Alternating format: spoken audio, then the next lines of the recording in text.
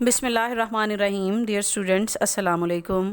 پچھلی کلاسز میں ہم نے دیکھا کہ کس طرح سے 1945-46 کے انتخابات نے صورتحال واضح کر دی کہ مسلم لیگ اور کانگریس کا ہندوستان میں سیاسی لحاظ سے کیا مقام ہے. اس کے بعد اس وقت کے برطانوی وزیر اعظم لارڈ ایٹلی کا کابینہ مشن پلان 1946 کو ہندوستان روانہ کرنا، جس کا اپنی تجاویز میں یہ واضح اعلان کرنا کہ جو بھی سیاسی جماعت ان تجاویز کو تسلیم کرے گی وہ برطانیہ کی نئی بننے والی عبوری حکومت جو کہ ہندوستان میں بنائی جائے گی حصہ ہوگی. مگر کانگریس کے اس کو ریجیکٹ کرنے کے باوجود اسے عبوری حکومت بنانے کی دعوت دی گئی، جو کہ سراسر اپنے وعدے کی خلاف ورزی تھی. وائس رائے نے انڈین نیشنل کانگریس اور آل انڈیا مسلم لیگ دونوں ہی کو حکومت سازی کی دعوت دے دی.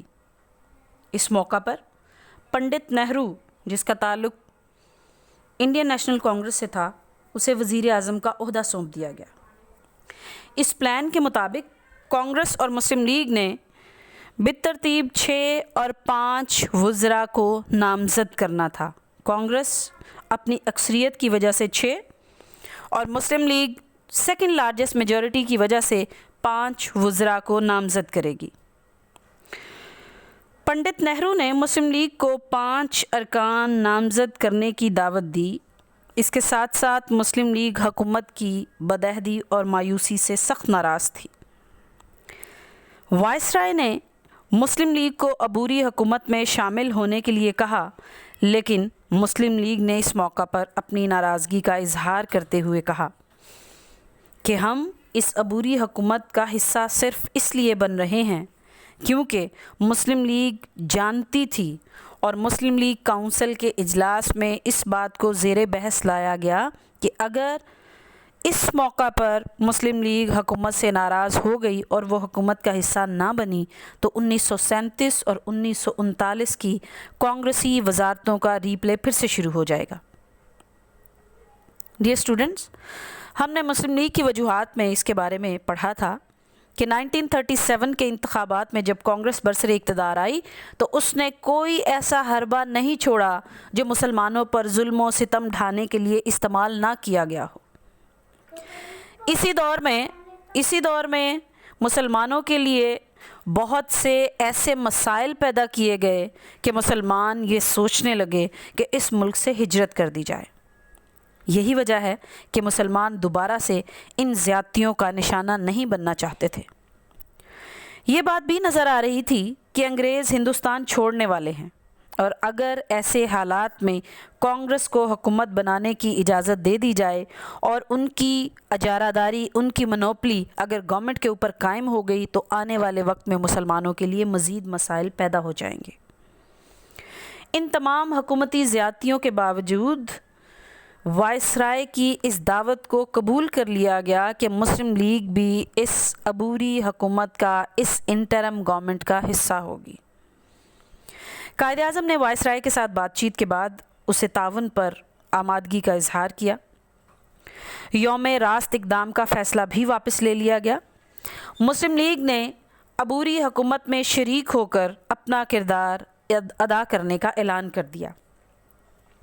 5 مسلم لیگی وزراء جو اس انٹرم گورنمنٹ کا حصہ بنے، ان میں لیاقت علی خان جنہیں وزیر خزانہ، عبدالرب نشتر جنہیں وزیر رسائل، آئی چندریگر جنہیں وزیر تجارت، راجہ غضنفر علی خان جنہیں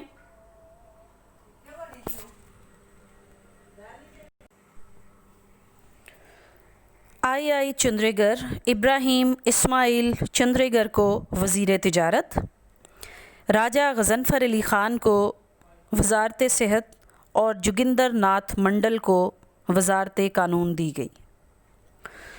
جوگندر ناتھ منڈل کا تعلق اچھوت برادری سے تھا. 29 جنوری 1904 کو بنگال میں پیدا ہوئے.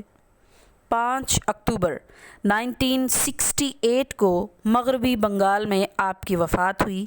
آپ پاکستان کے پہلے لاء منسٹر تھے. مسلم لیگ نے جوگندر ناتھ منڈل کو نامزد کر کے یہ ثابت کر دیا کہ وہ نہ صرف مسلمانوں بلکہ دیگر اقلیتوں کے حقوق کے محافظ بھی ہوں گے۔ کانگریس نے ایک مسلمان ابوالکلام آزاد کو کابینہ میں شامل کر کے یہ ظاہر کرنے کی کوشش کی کہ کانگریس اب بھی یہ دعویٰ کرتی ہے کہ وہ ہندوستان کے تمام سیاسی اور مذہبی جماعتوں کی نمائندگی کرتی ہے۔ بہرحال یہ عبوری حکومت تشکیل پائی، لیکن اس کے فوری بعد حکومت برطانیہ نے 3 جون 1947 کا منصوبہ نہایت ہی عجلت میں پیش کر دیا۔ یہ 3 جون 1947 کا منصوبہ کیا تھا، اس موقع پر کس وائسرائے کا تقرر ہندوستان کے لیے کیا گیا اور لارڈ ویول کو تبدیل کر دیا گیا، یہ تمام چیزیں انشاءاللہ ہم اگلے لیکچر میں دیکھیں گے۔ اپنا بہت خیال رکھیں۔ اللہ حافظ۔